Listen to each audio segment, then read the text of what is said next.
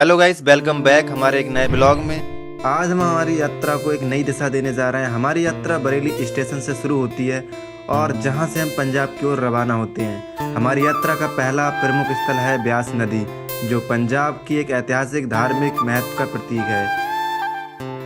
इसके बाद हम राधा स्वामी जी के ब्यास आश्रम में पहुंचते हैं।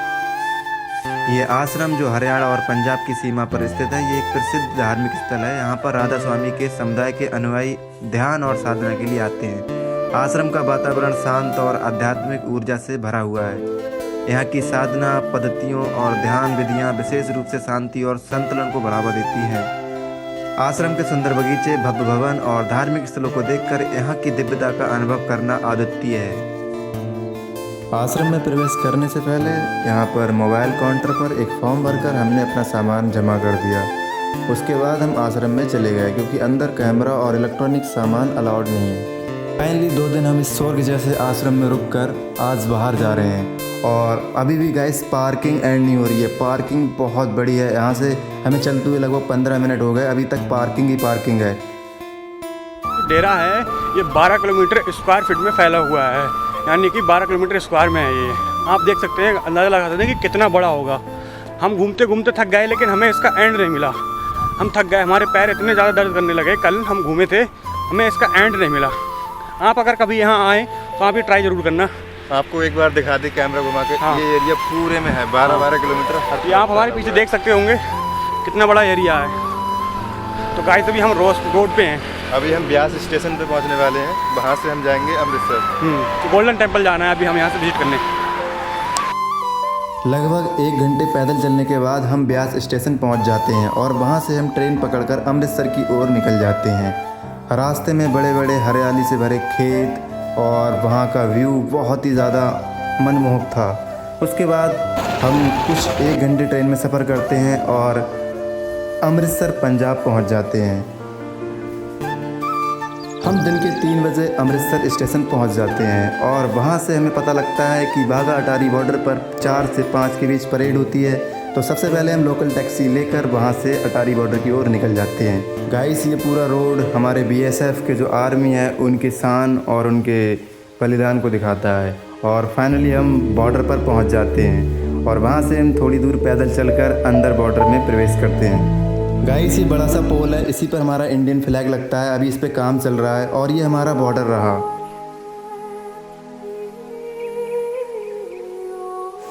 हम फाइनली अंदर आ चुके हैं और ये परेड देखने के लिए अपनी सीट पर बैठ जाते हैं। और यहाँ पर हज़ारों लाखों लोग आए हुए हैं और पाकिस्तान साइड से भी काफ़ी लोग आए हुए हैं।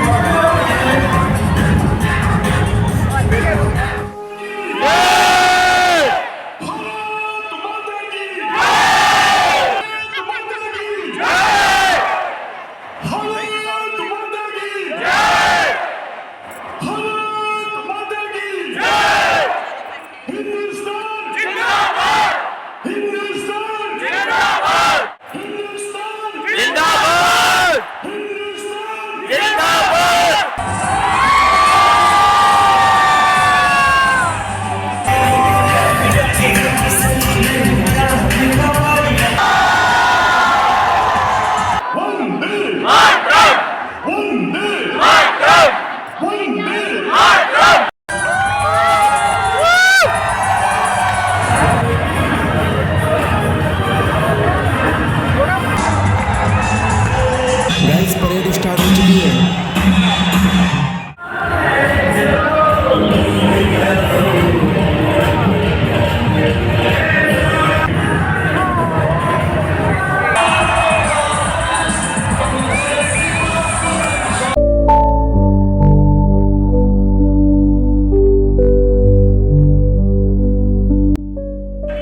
बॉर्डर से हमें लौटते लौटते अमृतसर पहुंचते पहुंचते करीब रात के 8 बज जाते हैं। और वहाँ की ये देखिए बड़ी सी मार्केट, और हमारे दोस्त यहाँ पर फ़ोटो ले रहे हैं और हमारा फ़ोटो कोई भी क्लिक नहीं कर रहा है।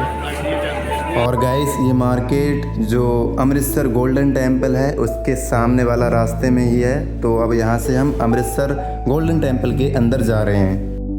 आ जाओ भाई, फ़ोटो बाद में क्लिक कर लेना। और ये रास्ता जाता है हमारे गोल्डन टेम्पल के लिए और इसके नीचे एक म्यूज़ियम बना हुआ है। रात को हम गुरुद्वारे में ही रुक गए थे और उसके बाद हम सुबह दोबारा से उसी मार्केट से होकर अब जा रहे हैं हम गाइस जलियांवाला बाग देखने। वो यहाँ से पास में ही है, लगभग 400 मीटर दूर इसी रास्ते पर है और हम दिखाते हैं आपको जलियांवाला बाग के अंदर का व्यू।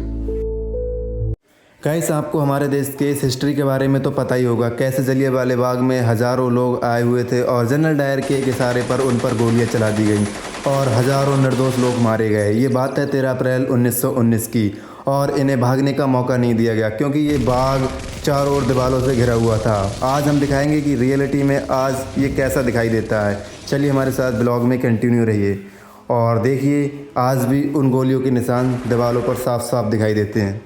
गाइस उस समय की सुरक्षा व्यवस्था और रणनीति इतनी ज़बरदस्त थी कि यहाँ अंदर प्रवेश करने का मुख्य मार्ग एक संकरी गली के माध्यम से जाता था और उस पर मात्र एक गेट था।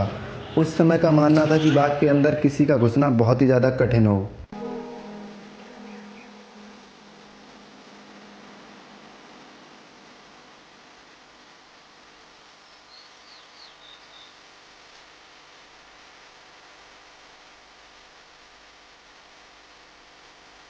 गाइस ये वही कुआं है जिस टाइम गोलीबारी हो रही थी तो कई सारे लोगों ने इसमें कूद कर अपनी जान बचाने की कोशिश की थी। फ़िलहाल अभी तो ये सील्ड कर दिया गया है। गाइस इसके अंदर हम देखने की कोशिश करते हैं। फ़िलहाल तो ये सील्ड है, अभी इसमें कुछ कुछ दिख रहा है लेकिन अंदर तक का नहीं देख पा रहा हूँ।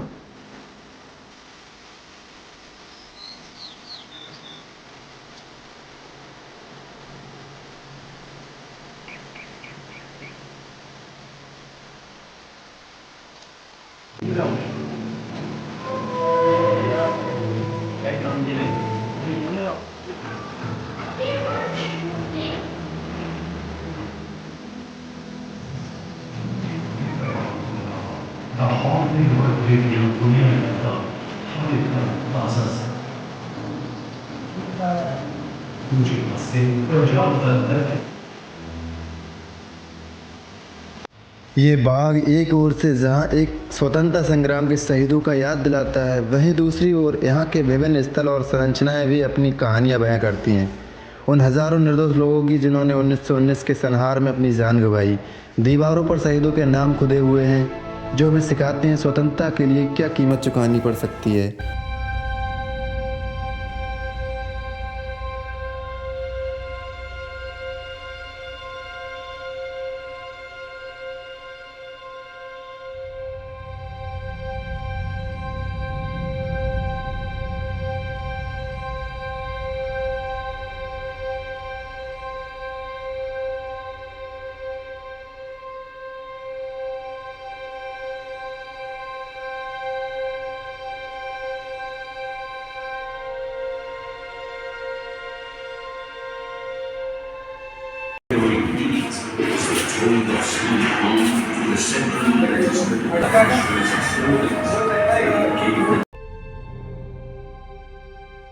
उधम सिंह ने यह सब अपनी आंखों से देखा और इसे सहन ना कर सके और उन्होंने लंदन जाकर जनरल डायर को गोली मार दी और कुछ समय बाद ही उन्हें गिरफ्तार कर लिया गया। उन्होंने अपने आप को जस्टिफाई किया। फिर 1974 19 जुलाई को ही उनकी अस्थियां भारत लाई गईं।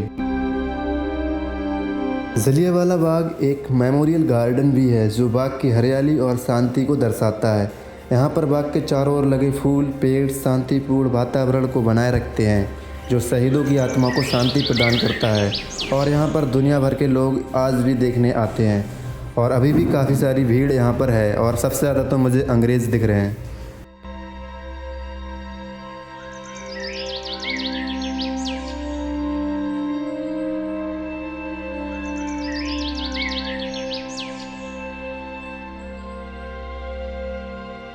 इसी बाग में एक जलाशय भी है और इसी जलाशय के पास लोग बैठकर एक पल शहीदों की याद में ठहरने आते हैं। सोचिए दोस्तों, अगर इस बाग का मेन गेट ही बंद कर दिया जाए तो इससे निकलना इम्पॉसिबल होगा क्योंकि इस बाग की दीवारें इतनी ऊंची ऊंची हैं कि उस समय जब जलियांवाला बाग हत्याकांड हुआ था तो लोग इस पर चढ़ने की कोशिश कर रहे थे, लेकिन इससे निकलना मेरे हिसाब से तो इम्पॉसिबल है बिना गेट के।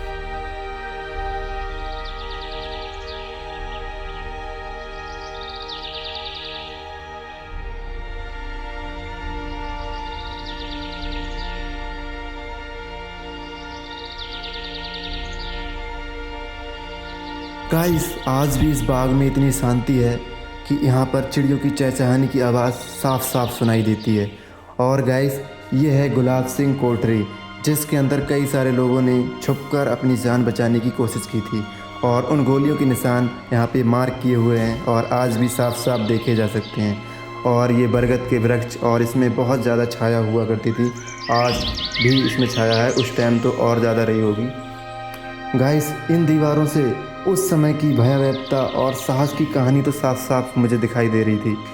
उसके बाद हम शाम को अपने ब्यास स्टेशन से बरेली स्टेशन की ओर रवाना हुए और ये हमारी अब तक की बेस्ट ट्रिप थी।